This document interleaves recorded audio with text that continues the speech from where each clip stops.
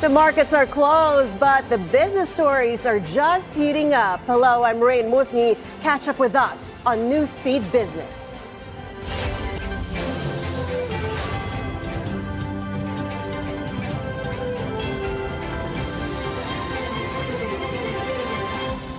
A federal judge temporarily blocks part of U.S. President Donald Trump's plan to freeze hundreds of billions of dollars in federal aid.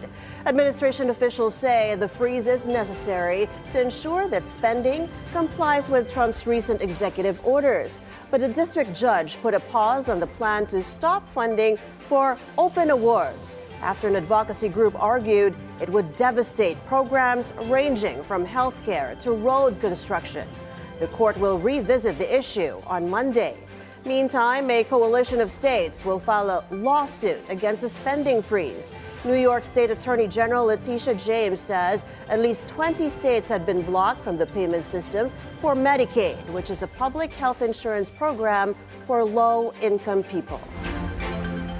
Later today, I am leading and joining with my colleagues, my fellow Democratic Attorney Generals, in suing this administration to stop this illegal freeze of essential funds for our state.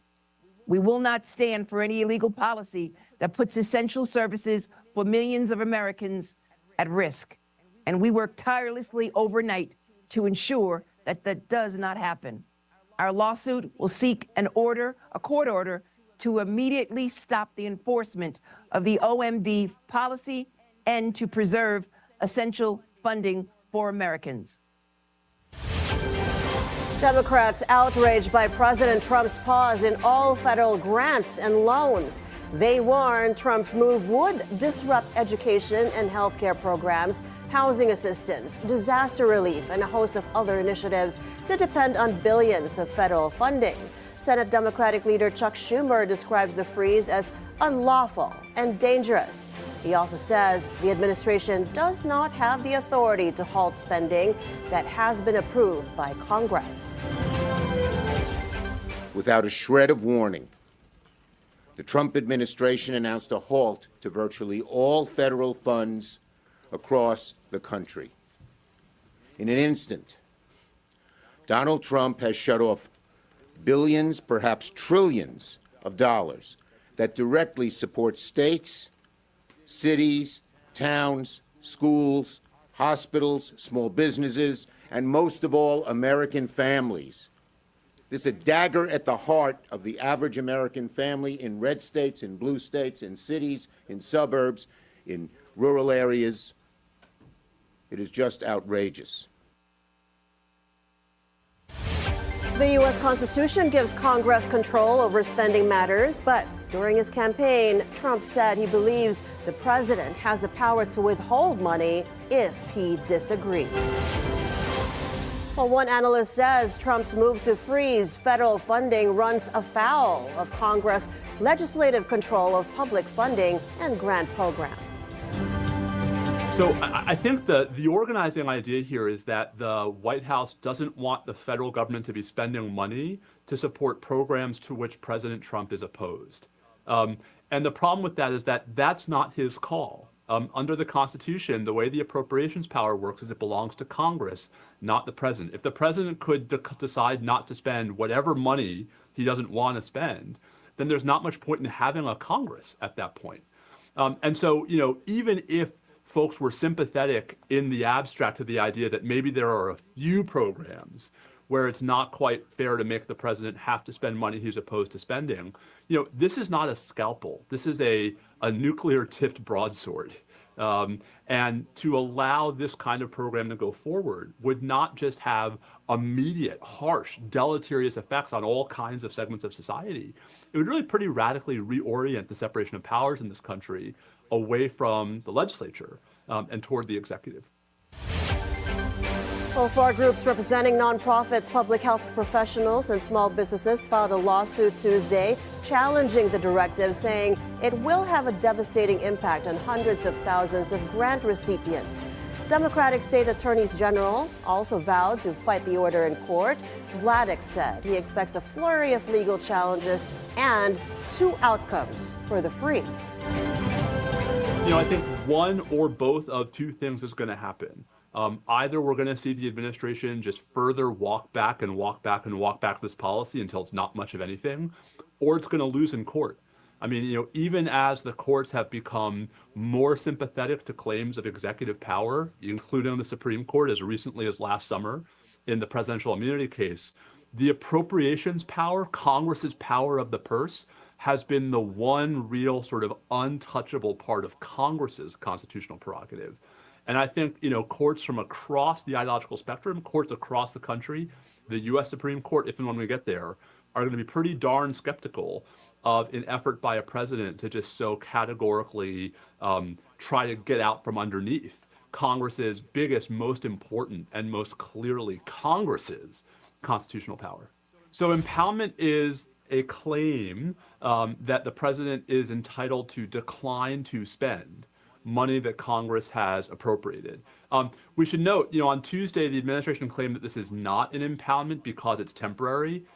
That's really a non sequitur. I mean, impoundment historically has meant any context in which the executive branch is refusing to spend money Congress has appropriated. And indeed, there's a 1974 statute, the Impoundment Control Act, that specifically provides a mechanism through which the president can temporarily defer payments. That's not the process that the Trump administration is following here. So this seems pretty clearly to be an impoundment, and I think even more problematically, an impoundment that is not consistent with the 1974 Act. The OMB memo is the latest directive in the Trump administration's campaign to dramatically reshape the federal government, the nation's largest employer, since the Republican president took office on January 20th. Welfare benefits will not be affected by Trump's freeze on federal aid.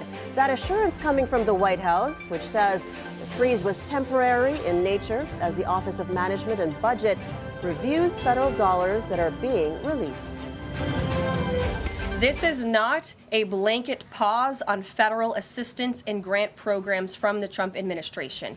Individual assistance, that includes, I'm not naming everything that's included, but just to give you a few examples, Social Security benefits, Medicare benefits, food stamps, welfare benefits, assistance that is going directly to individuals will not be impacted by this pause. And I want to make that very clear to any Americans who are watching at home who may be a little bit confused about some of the media reporting.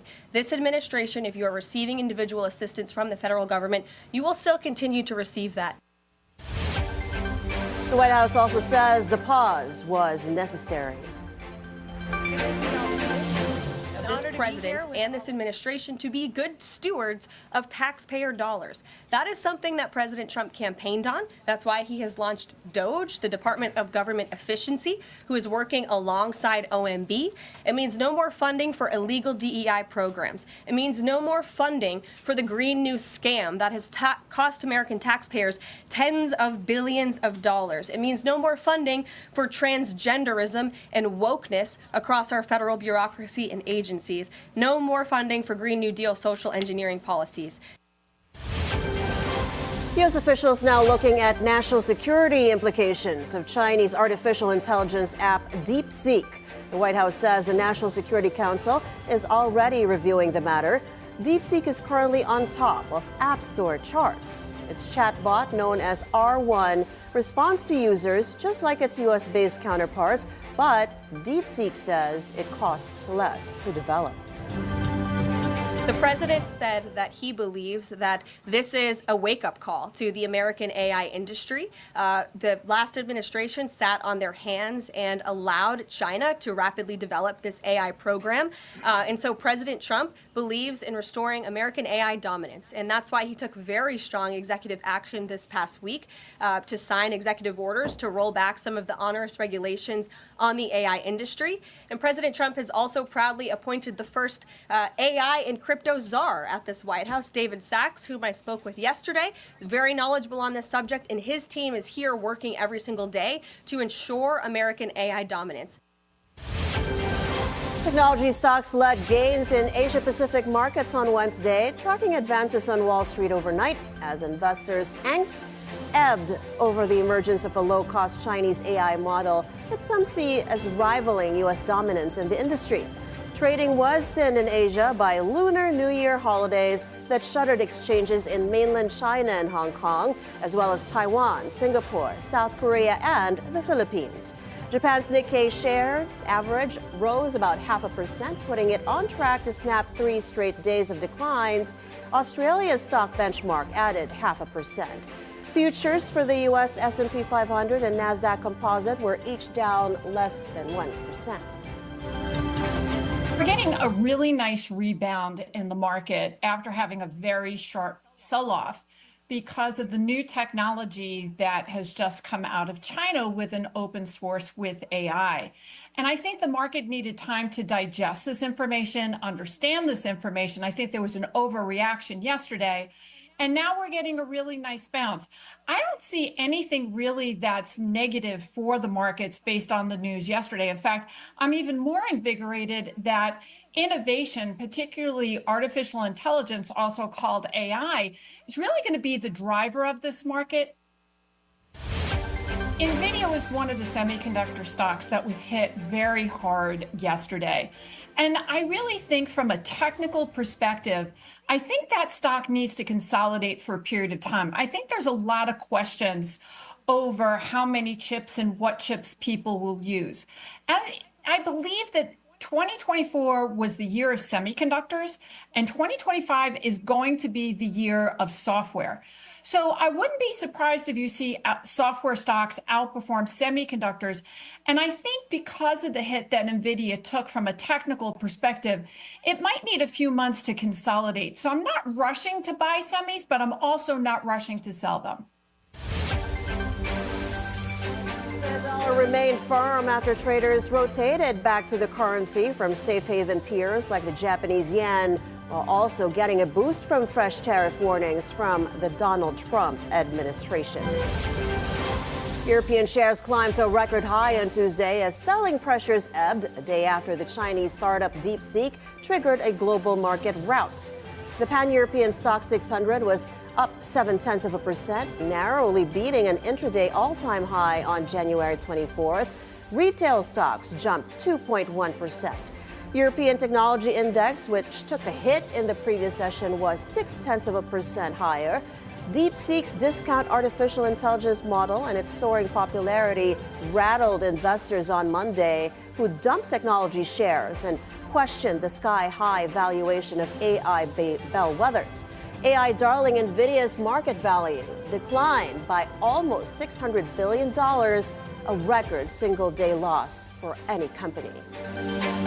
It's potentially disruptive, as they say. If everything that has been communicated about DeepSeek from the Chinese side is true, that being that it is open source, so it can be used free of charge, you need far less computing power. So it can do it much more cheaply, so it doesn't need these large investments worth billions. That would be an innovation that China has achieved. And if it really is, then it is open source. So it can also be copied by anyone in the USA or Europe. It can be used by anyone, and then we no longer need the expensive models. And that would actually be very, very disruptive and would also call NVIDIA's business model into question.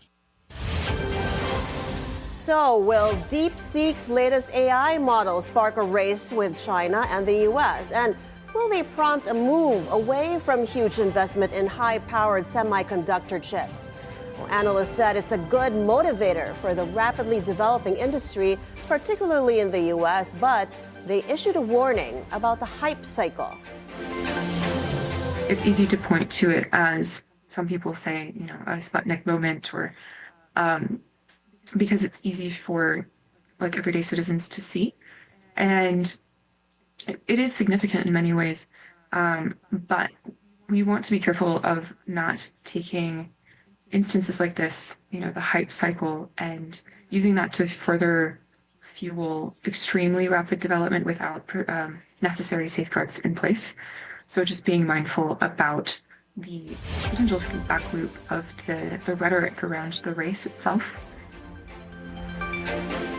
DeepSeek's AI assistant, powered by DeepSeek V3, has overtaken rival ChatGPT to become the top-rated free application available on Apple's App Store in the U.S. This has raised doubts about the reasoning behind some U.S. tech companies' decision to pledge billions of dollars in AI investment, and shares of several big tech players, including NVIDIA, have been hit.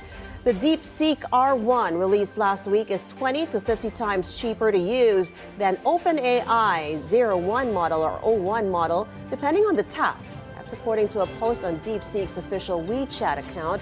But some publicly expressed skepticism about DeepSeek's success story.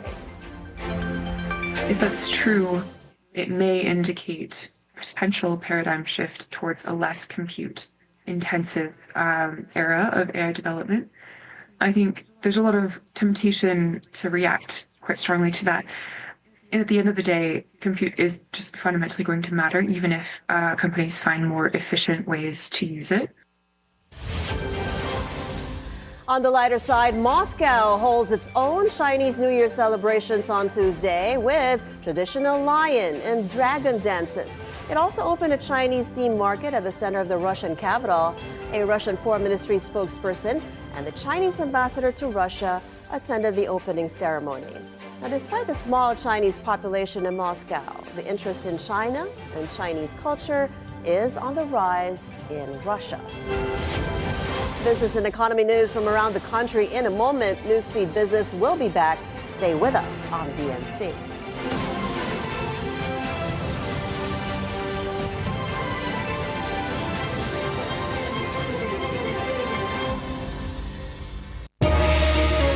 This Chinese New Year, may your home be filled with joy, your heart with warmth, and your year with success. Kyonghei Wachai.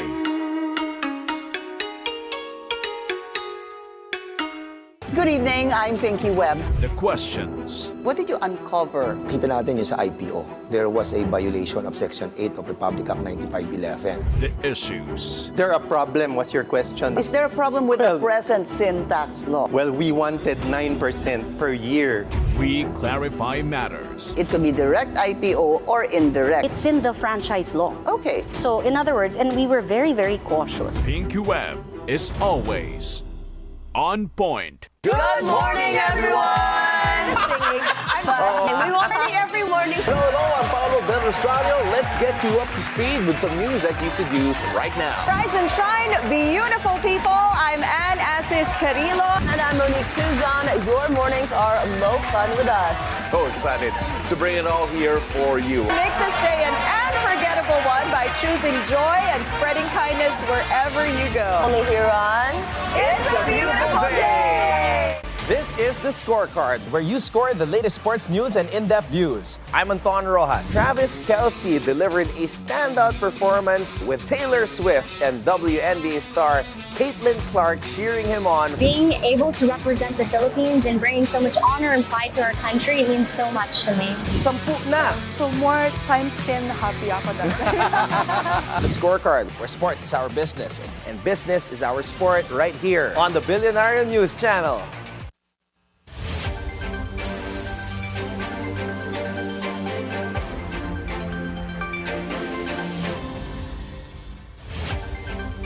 Welcome back. The Commission on Elections is looking into banning election surveys during the campaign period.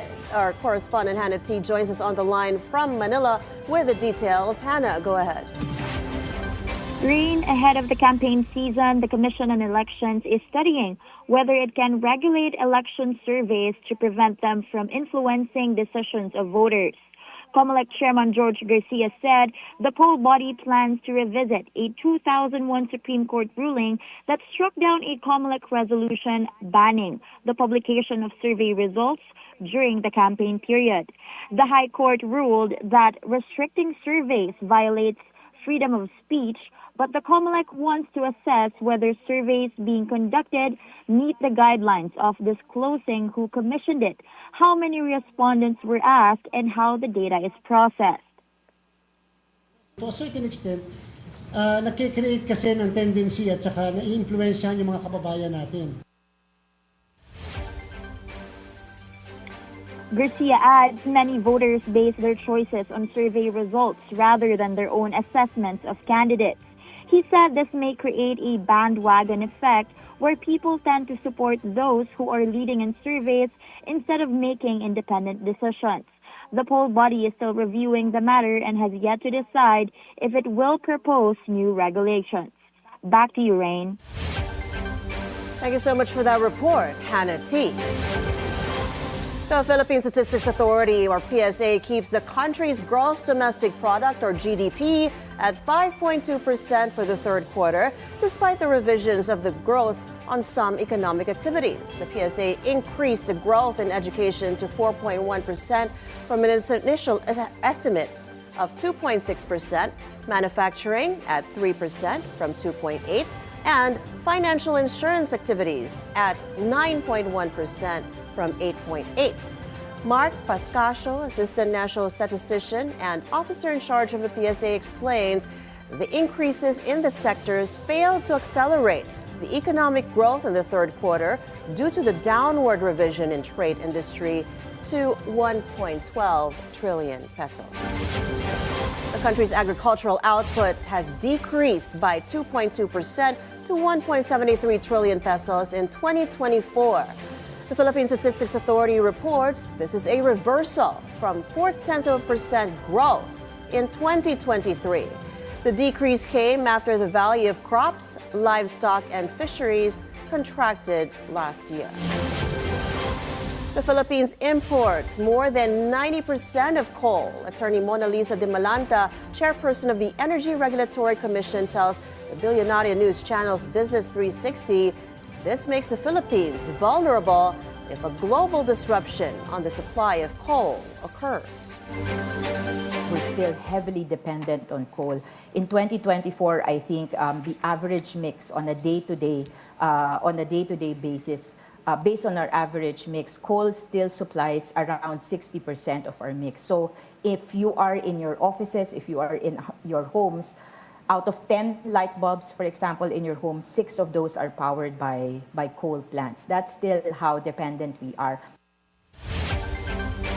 De Malanta says the sooner the Philippines went back to the use of renewable energy, the better. She adds the country's power system started with 100% renewable energy when National Power Corporation was built in the 1930s.